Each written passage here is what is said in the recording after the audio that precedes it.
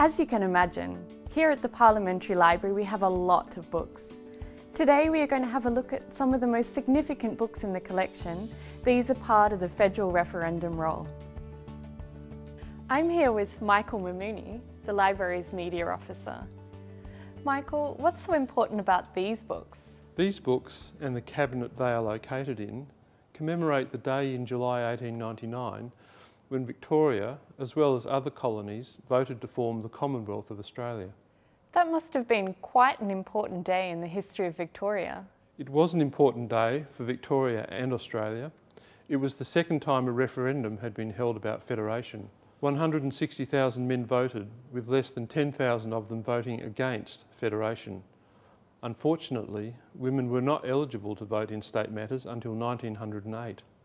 That is unfortunate. So tell me about the books. There are two sets of books here. First, the Register of Voters books. They include each voter's name, address and occupation. These occupations are typical of the time, but rather interesting. There are ironmongers, hatters, telegraph operators, a sawdust merchant and many gentlemen. A gentleman can describe a man of independent means or a retired person. Another interesting entry in this book is my great-grandfather Daniel Crothers, who is listed here as a farmer from Carrig Carrig in Victoria's north. It seems like a lot of people could find their ancestors in here. How can people search through these books? Well, aside from the original here, a number of libraries, including the National Library of Australia, have microfiche copies in their collections that people can browse. It's quite an elaborate book, isn't it? The red leather with the fine embossing work around the edge is quite striking. It's surprisingly heavy as well. And what are the other books?